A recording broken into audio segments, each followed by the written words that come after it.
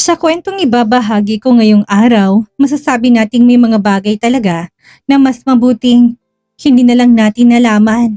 Isipin nyo ha, 3 taon kang nagtiis.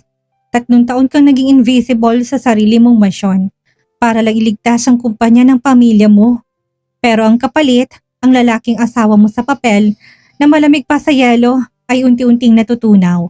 Pero sa maling tao. At ang mas masakit, ang maling tao na yun ay walang iba kundi ang sarili mong kapatid. Yung tipong akala mo ikaw ang bida sa sarili mong teleserye. Yun pala, extra ka lang sa love story ng 2 taong akala mo ay mortal na magkaaway. Pero paano kung mismong kapatid mo ang ahas na unti-unting lalason ng isip ng asawa mo? At paano kung sa gitna ng pagtataksil, matuklasan mo na hindi lang pala puro kontrata ang nakabaon sa nakaraan?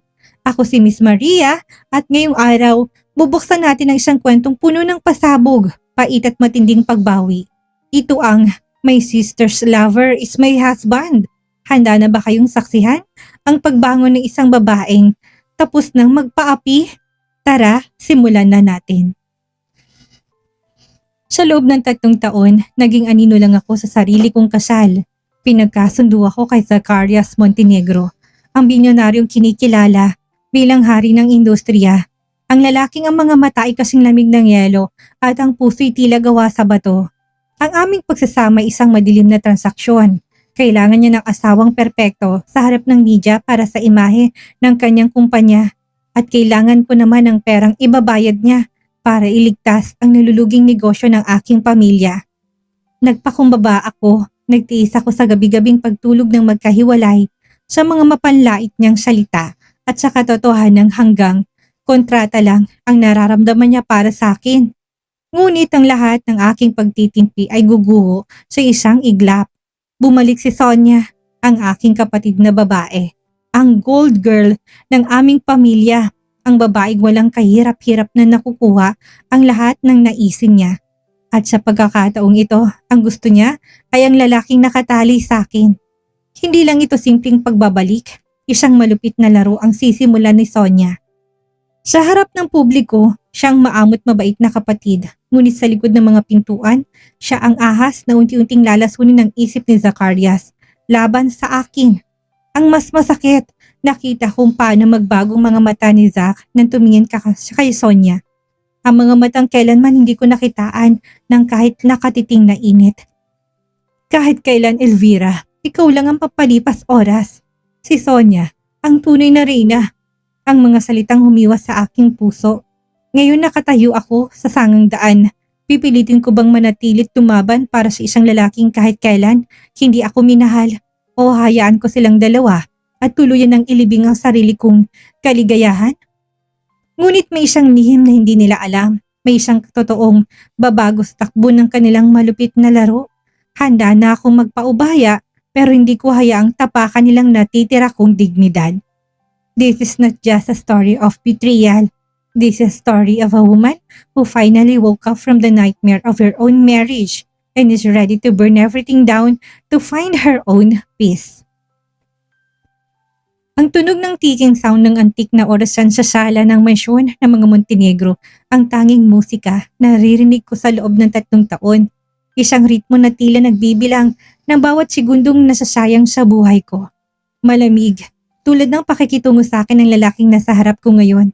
Si Zacarias Montenegro, ang bilyonaryong kinatatakutan ng lahat, ang lalaking tinuturing na Diyos ng mundo ng negosyo, at ang lalaking asawa ko sa papel. Nakaupo siya sa kanyang mahogany desk, abala sa pagpirma ng mga dokumentong nagkakahalaga ng bilyong-bilyong piso. Hindi man lang siya tumitingin sa akin.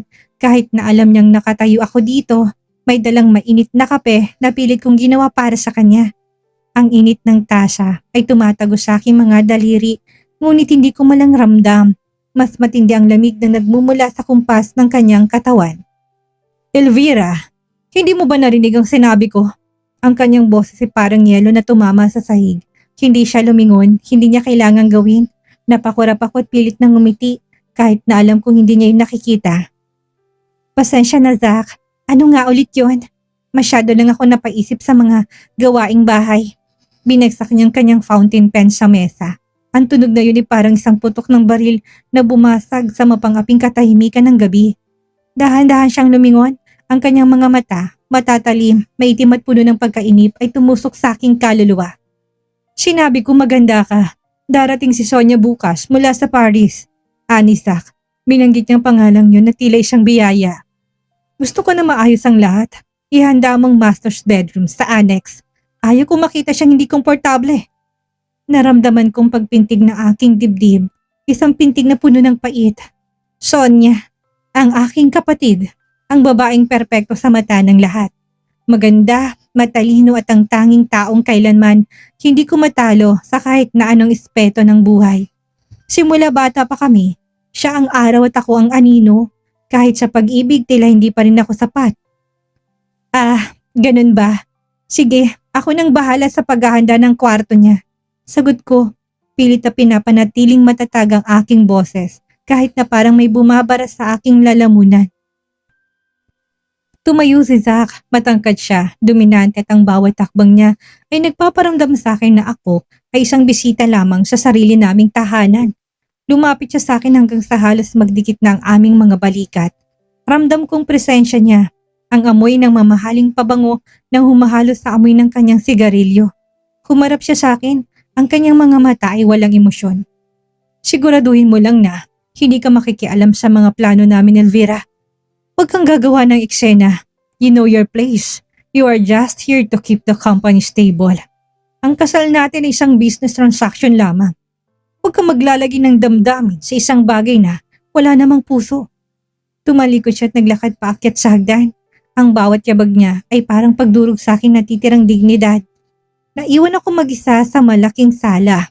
Ang luha na matagal ko nang pinipigilan ay unti-unting bumagsak. Mainit na dumadali sa aking pisngi. 3 taon nang nakakalipas, simula nang magpakasal kami para iligtas ang kumpanya ng aking pamilya. At sa 3 taon na yon, minsan hindi niya ako tinignan na parang tao. Para sa kanya, ako ay isang kasangkapan lamang. Bukas, babalik si Sonia. At sa pagdating niya, alam kong magbabagong lahat. Hindi lang ang status ng aming pagsasama, kundi ang mismong kaluluwa ng mansyong ito. Ramdam ko sa aking puso, isang malakas na babala na ang pagbabalik ni Sonia ang magiging mitya ng aking katapusan o marahil ang simula ng aking paglaya. Pinunasan ko ang aking mga luha. Hindi na ako pwedeng magpakita ng kahinaan. Kung ito ang laro ni Zacarias, kailangan ko matutong maglaro ng tama. Maganda ka, Sonia. Bulong ko sa hangin. Dahil sa pagkakataong ito, hindi ko nahayaang nakawin mong natitira sa akin. Ang susunod na umaga ay dumaan na parang isang bangungot na hindi ko magawang gisingan. Ang bawat dekorasyon sa loob ng mansyon ay tila nang uuyam sa akin. Ang mga sariwang bulaklak na inayos ko sa mesa ay tila nalalanta sa ilalim ng bigat ng aking nararamdaman. Inayos ko ang aking sarili sa harap ng salamin. Pilit na tinatagong pamumugto ng aking mga mata gamit ang makapal na layer ng foundation. Hindi ako pwedeng magmukhang talunan. Hindi ngayon. Pagsapit ng 10:00 ng umaga, dumating ang itim na limousine ni Zach. Mula sa bintana ng aking silid, pinanood kong eksena sa ibaba. Bumaba si Zach sa sasakyan. Hindi ang karaniwang malamig na anyo niyang nakita ko, kundi isang lalaking tila hindi makapaghintay. Binuksan niyang pinto ng sasakyan para sa isang babaeng lumabas na parang isang diyosa. Si Sonia, suot ang isang mamahaling puting dress na lalong nagpalutang sa kanyang kutis. Tumawa siya ng malakas habang inaalalayan ni Zach. Ang tawang yun, yung tunog na nakasanayan ko na simula pagkabata. Yung tunog na palaging mas matamis kaysa sa akin. Huminga ako ng malalim at bumaba ng hagdan. Ang bawat takbang ko ay parang paglakad sa ibabaw ng mga bubog. Pagdating ko sa main door, sinalubong ako ng malakas na yakap ni Sonia. Elvira! Oh my God! I miss you so much, sister! Nasigla niyang sabi, bagamat ramdam kong lamig sa kanyang mga mata na magtama ang aming paningin. Welcome home, Sonia! Tipid kong sagot, pilit nang ngumingiti. Bumaling si Sonia kay Zach at sa sandaling yon, nakita kong pagbabago sa asawa ko. Ang mukha ni Zach na bato sa harap ko ay biglang naging malambot. Isang matamis na ngiti ang sumilay sa kanyang mga labi. Isang ngiting kailanman, hindi ko nasilayan sa loob ng 3 taon. I miss you, Zach. Malambing na wika ni Sonia habang humahawak sa braso nito. You look beautiful as always, Sonia. Sagot ni Jack. Hindi man lang ako tinapunan ng tingin. Para akong hangin. Para akong isang statwa na nakatayo lang sa gilid habang ang dalawang taong pinaka-importante sa akin ay nagpapalitan ng mga salitang puno ng lambing. Ang sakit ay parang kutsilyong pilit na humahati sa aking dibdib. Sa loob ng 3 taon, sinikap kong maging maayos na asawa. Nagtiis sa kanyang panunumbat. Nagpakumbaba sa bawat pagkakataon. Ngunit sa isang iglap, tila walang halagang lahat ng aking pagsisikap. By the way, Zach, can I have the guest suite? I heard it's the most spacious room. Tanong ni Sonia, ang kanyang mga matay nanunukso. Of course, mabilis sa sagot ni Zach. Elvira, make sure the guest suite is prepared for her. Ilipat mo mga gamit niya doon. Napatigil ako. Ang guest suite ay ang kwartong madalas naming gamitin ni Zach para sa aming mga official na pagpupulong o tuwing may mga bisita kami. Yun ang huling lugar na may connection sa amin. Zach, hindi bang guest suite I should prepare it, Elvira. Putol ni Zach sa akin, ang boses niya ay bumalik sa pagiging yelo. Don't make me repeat myself. Ramdam kong pagkapahiya, tumingin ako kay Sonia at nakita kong isang mapanuyang ngiti sa kanyang mga labi. Isang ngiting nagsasabing, ako pa rin ang nanalo, Elvira. Tumalikod ako at naglakad paakyat sa hagdan. Narinig ko pang mahinang pagtawa ni Sonia at ang masayang usapan nila ni Zach sa ibaba. Ang bawat salita'y parang latigo na humampas sa aking likod.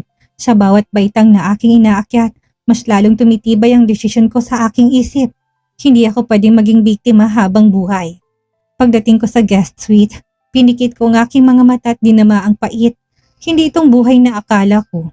Ngunit habang nakatingin ako sa refleksyon ko sa salamin ng kwarto, isang bagay ang natiyak ko.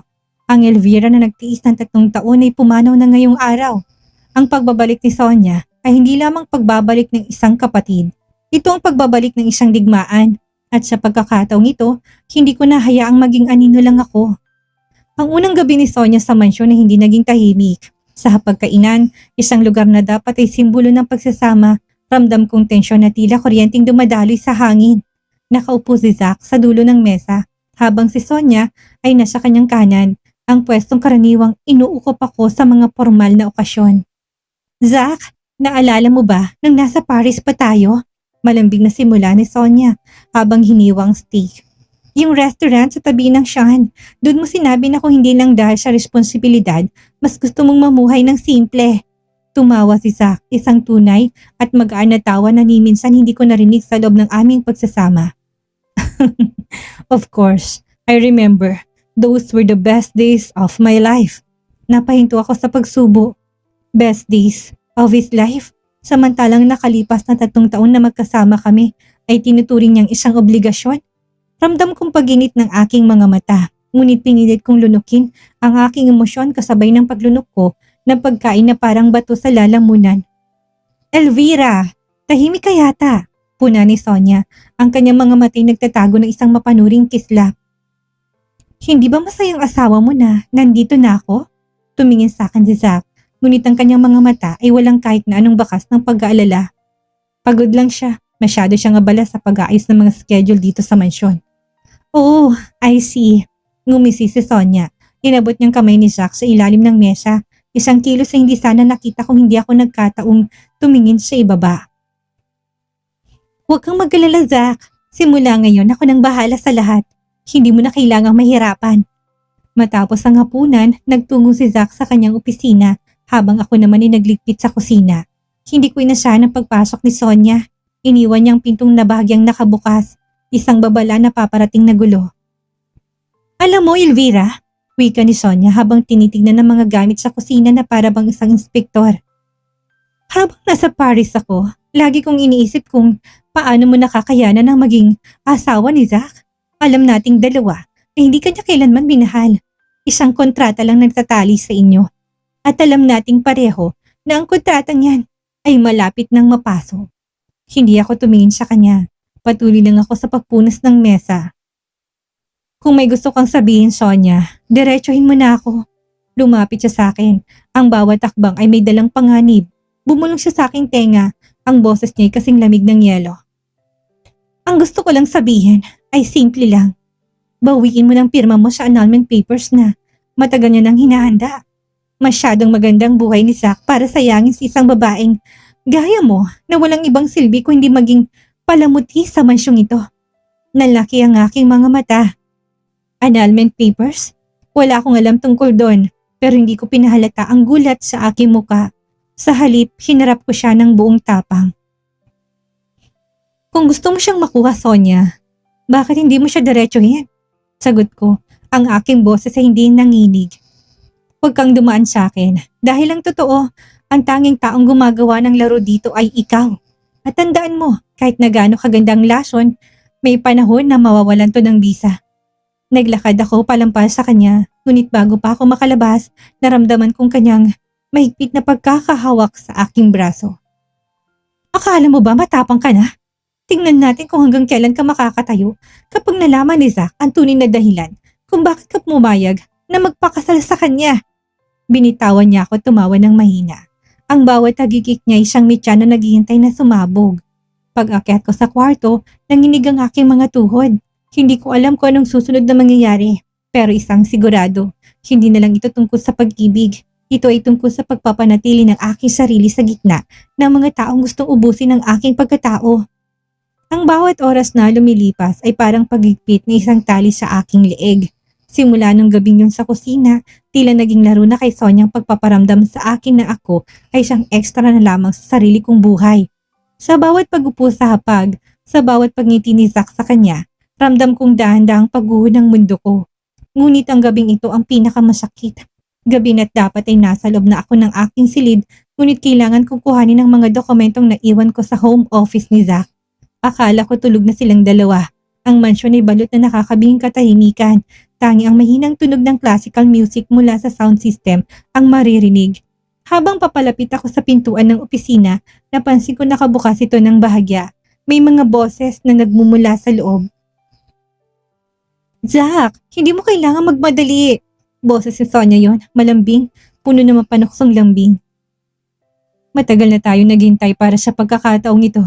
Kuminto ako, ang aking mga paa ay tila napako sa sahig. Hindi ko gustong marinig pero hindi ko rin magawang umalis.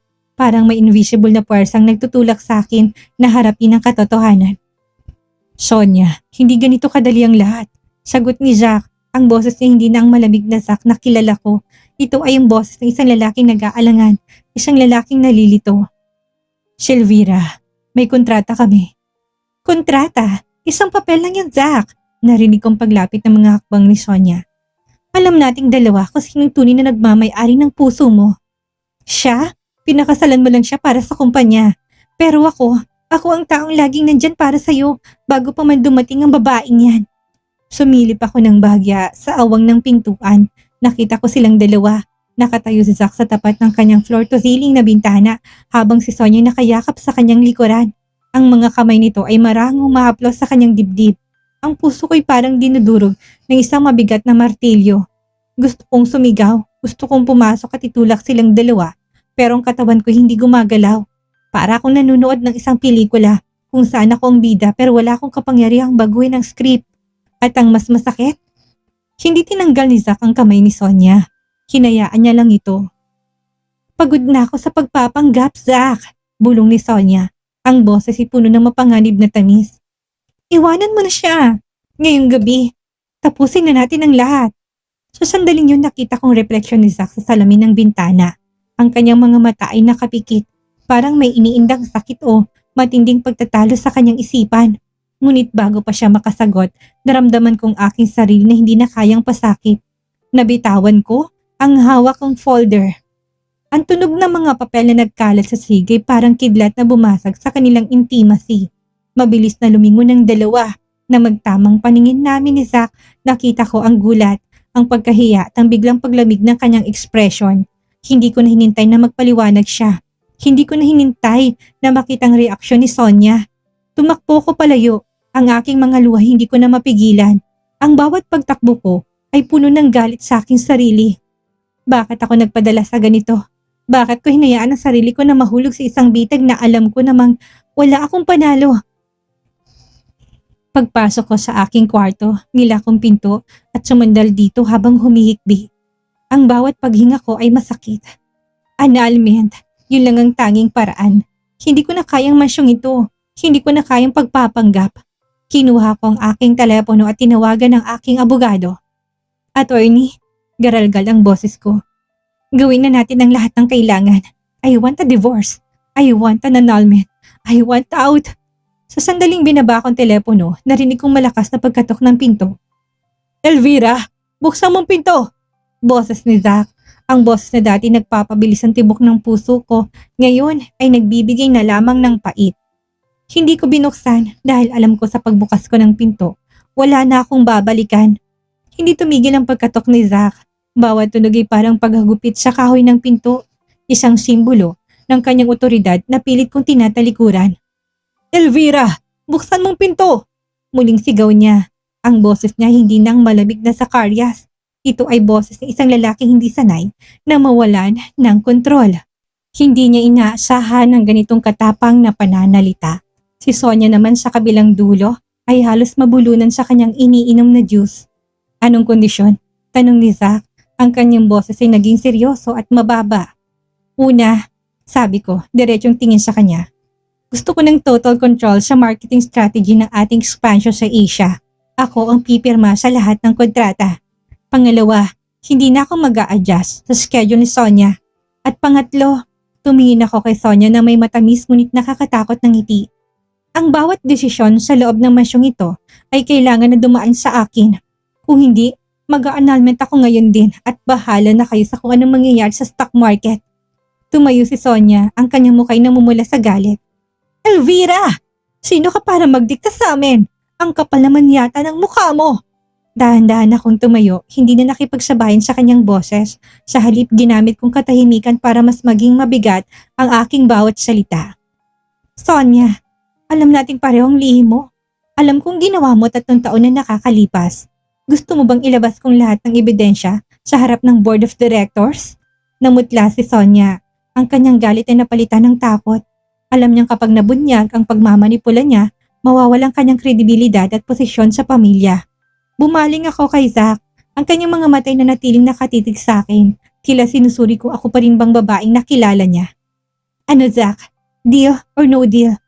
Tumagal ang katahimikan ng halos 1 minuto. Ang tensyon sa pagitan namin ay tila kayang pumutol ng bakal. Sa wakas tumango si Zach. Fine, gagawin natin ang gusto mo. Zach! Protesta ni Sonia. Tumahimik ka Sonia. Sagot ni Zach na hindi man lang siya nilingon. Mula sa araw na yun, nagbago ang dinamika. Hindi na ako babaeng laging nakayupo.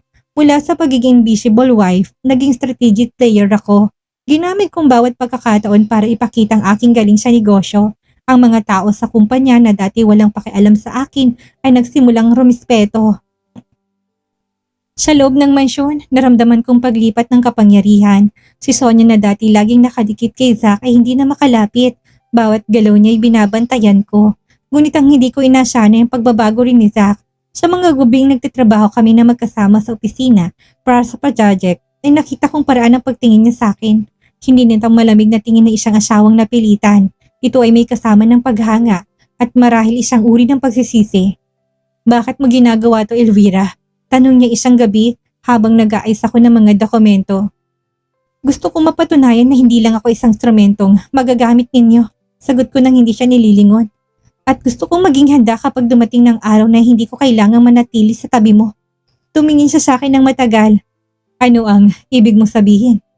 Ang ibig kong sabihin, Jack, humarap ako sa kanya, ang aking mukha ay walang emosyon. Ay hindi na akong babaeng nagmamahal sa'yo. At ang pagbabagong ito ang pinakamalaking pagkakamali na nagawa niyo sa akin. Umalis ako sa opisina, naiwan siyang tulala. Alam ko ng laru'y mapalapit ng matapos at sa bawat araw na lumilipas, mas lumalapit ako sa kalayaang matagal ko nang pinangarap. Ang gabi ng Montenegro Foundation Charity Gala ang pinakahintay ng buong lipunan. Ito ang gabi kung saan ipapakita ng mga bilyonaryong kanilang kawang gawa. Ngunit para sa akin, ito ang gabi ng paghuhukom. Ang buong mansyon ay puno ng ingay ng paghahanda. Ngunit sa loob ko ang katahimikan ay parang hapdi na isang sugat na hindi pa hilom. Suot kong isang midnight blue na gown na bumagay sa aking malamig na paninindigan. Nang bumaba ako ng hagdan, naramdaman kong pagtigil ng paghinga ni Zach. Nakatayo siya sa paanan ng hagdan, nakasuot ng tuxedo na lalo nagpalutang sa kanyang pagiging dominante.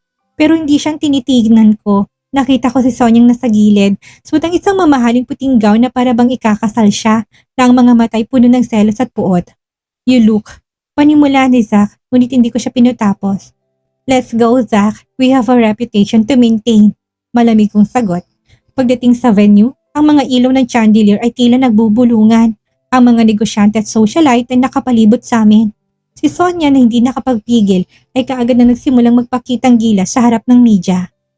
Elvira, bakit hindi ka muna magpahinga sa VIP lounge? Suggestion ni Sonia habang nakahawak sa braso ni Zach. Baka mahilo ka sa dami ng tao. Ako nang bahala kay Zach.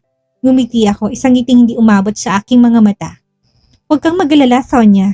I'm just getting started. Lumapit ako sa sound and media booth. Bagong gala, gumawa ko ng paraan para makuha ang access sa main projector system. Gamit ang aking tablet, inihanda kong file na matagal ko nang tinago. Ang mga dokumentong nagpapatunay sa insider trading ni Sonia at ang mga mensahe kung paano niya sinubukang sirain ang reputasyon ng mga Montenegro para mapabagsak ang kumpanya at makuha ang insurance money nito. Habang lahat ay ibala sa pagkain at pakikipag-toast, nagsignal ako sa technician. Biglang namatay ang mga ilaw. Ang tanging liwanag na natira ay ang malaking screen sa gitna ng ballroom.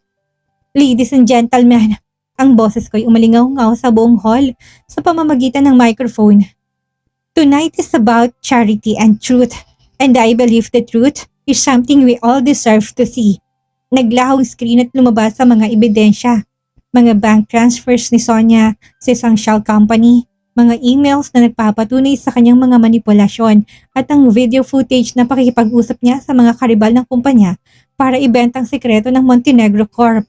Ang buong ballroom ay nabalot ng bulong-bulungan. Ang mga mukha ng mga bisita ay puno ng gulat. Si Zach na nasa gitna ng entablado ay natigilan.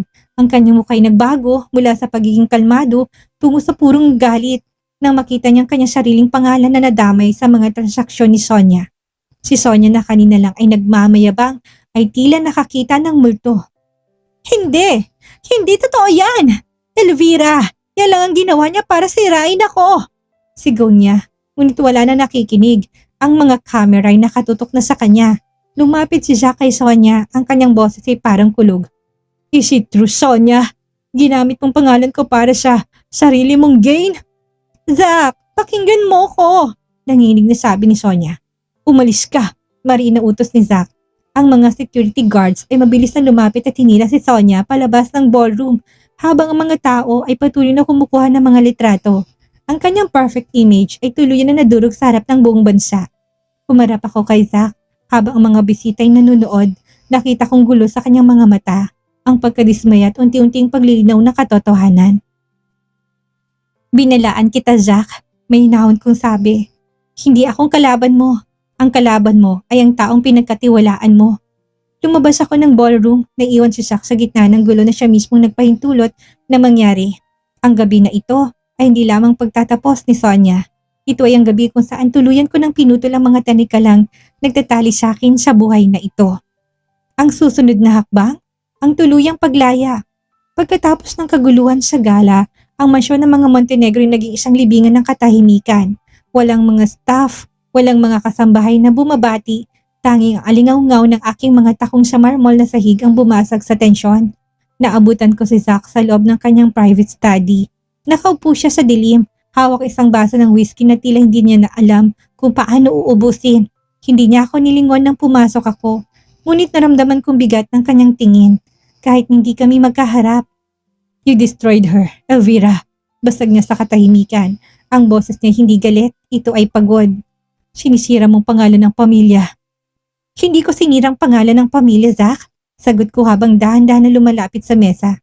Iniligtas kong kumpanya mula sa ahas na matagal mo nang pinapakain sa iyong mga kamay.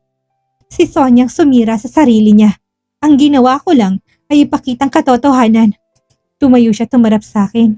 Ang kanyang mga mata na dati puno ng yelo, ngayon ay may bakas ng pait at isang kakaibang pagkilala.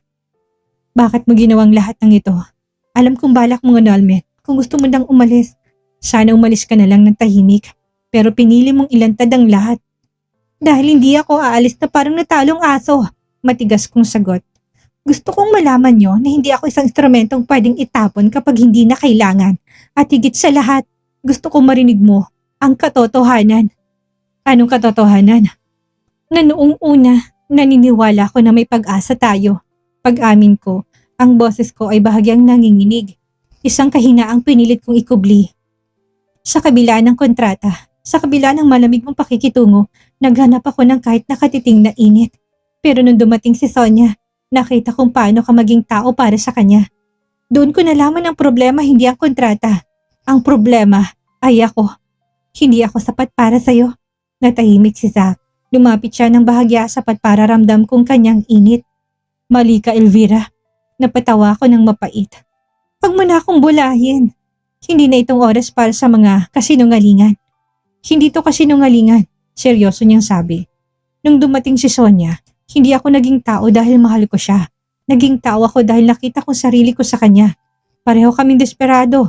Pareho kaming takot na mawala ang kontrol.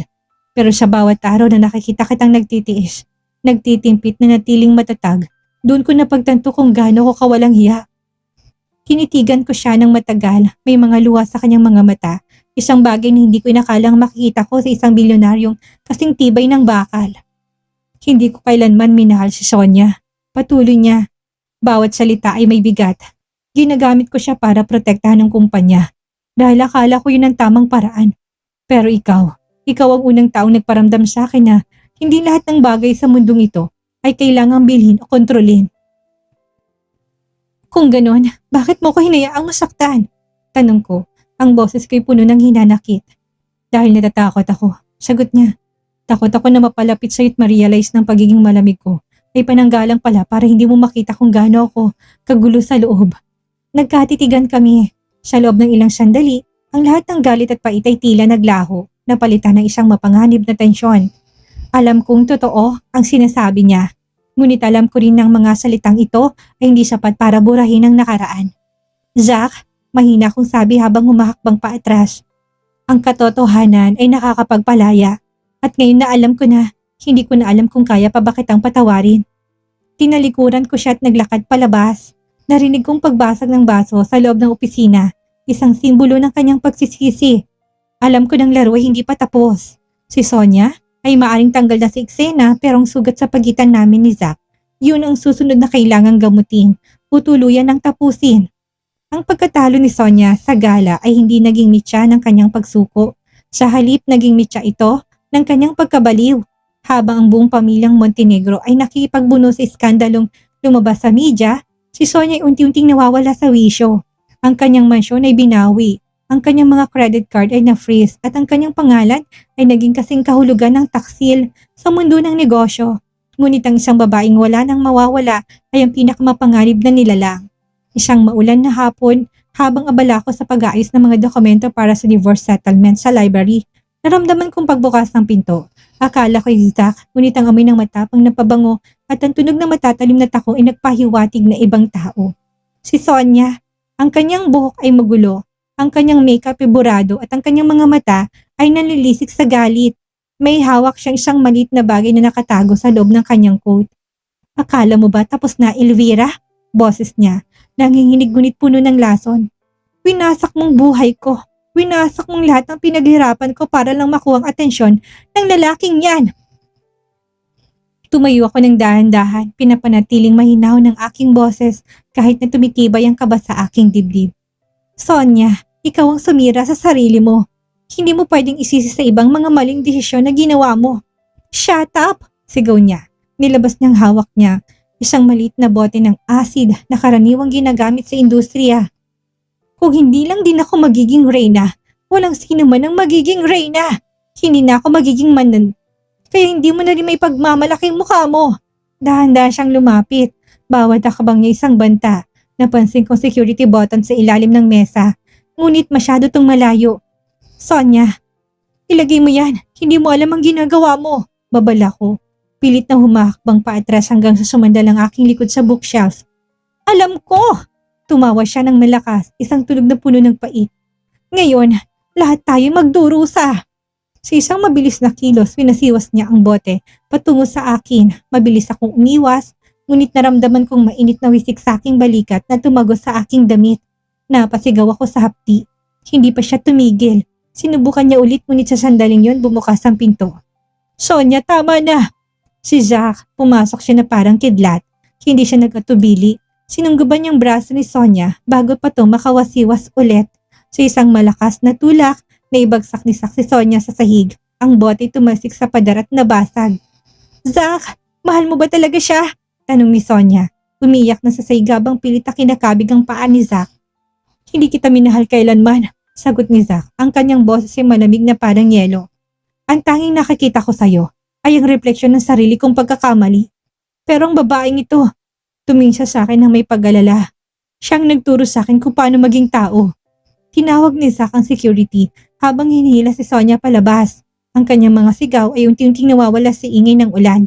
Tumingin sa akin si Zach, agad niyang hinubad ang kanyang suit jacket at tinakpan ang aking balikat na natalsikan ng asido. Elvira, are you okay? Kailangan nating pumunta sa ospital. Okay lang ako, sagot ko. Bagamat nanginginig ng aking buong katawan sa shock. Zach, kailangan nating tapusin ito. Hindi na ako pwedeng manatili sa buhay mo kung ang kapalit ay ang buhay ko. Tinitigan niya ako, ang kanyang mga mata ay puno ng pagsisisi. Alam ko at handa na akong ibigay sa iyong kalayaang kailangan mo. Pero bagong lahat, kailangan kitang masigurong ligtas ka. Sa gabing iyon, habang nasa loob ng ospital, naramdaman kong pagtatapos ng isang yugto. Wala na si Sonia, wala na mga banta, pero ang mga tanong sa puso ko ay nananatili. Kaya ko pa ba siyang patawarin pagkatapos ng lahat na nangyari? Ang amoy ng antiseptic sa ospital ay nakakahilo. Ngunit hindi ito kasing sakit ng emosyong bumabalot sa akin habang pinagmamasdan ko ang mga papeles na nakapatong sa maliit na mesa. Ang annulment papers. Pagkalipas ng 3 araw, pinayagan na akong lumabas. Ang sugat sa aking balikat ay nanatiling mahapdi. Isang permanenteng paalala ng huling pagtatangka ni Sonia na sirain ako. Si Jack ang nag-asikaso sa lahat mula sa pagbabayad ng medical bills hanggang sa pagtiyak na si Sonia ay nakakulong na sa isang mental facility dahil sa kanyang estado. Nasa opisina ko ni Zach sa loob ng mansyon. Tahimik ang paligid maliban sa tiktak ng orasan na tila nagbibilang na ng huling sandali ng aming pagsasama. Handa ng lahat. Wika ni Zach, nakaupo siya sa kanyang desk, nakatingin sa labas ng bintana. Ang kanyang anyo ay tila mas matanda ng ilang taon. Pinirmahan ko ng lahat ng kailangan. Ang assets, ang kumpanya, at ang pagpapawalang bisa ng ating kasal. Wala nang harang sa'yo. Nilapitan ko siya. Nilabas ko ang aking ballpen at nakatitig sa mga dokumento. Dito na nagtatapos ang lahat. Ang 3 taon ng pagtitiis. Ang milyonaryong malamig ang puso. Ang sister's lover na akala ko'y magiging habang buhay. Lahat ng yun ay mapapawi sa isang lagda. Bakit mo ginagawa to, Zach? Tanong ko. Ang aking boses ay pabulong. Bakit mo ko pinapakawala ng ganito kadali? Tumayo siya't lumapit sa akin. Ang kanyang mga mata hindi na mapanuri, kundi puno na isang malalim at masakit na pagtanggap. Dahil sa loob ng 3 taon, wala akong ginawa kung hindi kulong ka sa sarili kong kadiliman. Kung mahal talaga kita. Kung totoong nagbago, ako dahil sa'yo, ang tanging paraan para patunayan yon ay ibigay sa iyong kalayaang ninakaw ko. Mahal mo ba ako, Zach? Diretsang tanong ko. Nanahimik siya, lumapit siya ng bagya hanggang sa maramdaman ko ang kanyang hininga. Nung una, akala ko pagmamahal ay kontrol. Akala ko ang pagmamahal ay pag-aayos sa isang tao, pero nung muntik na kitang mawala sa kamay ni Sonia, na-realize ko ng pagmamahal ay ang pagpili sa kaligayahan mo, kahit pang kaligayahan mo ay wala sa tabi ko. Hinalikan niya ang aking noo, isang dampi na puno ng pagsisisi at pagpapaalam.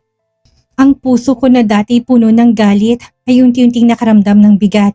Hindi ko inasahang darating ang araw na magiging ganito siya kadesente sa pagpapaalam.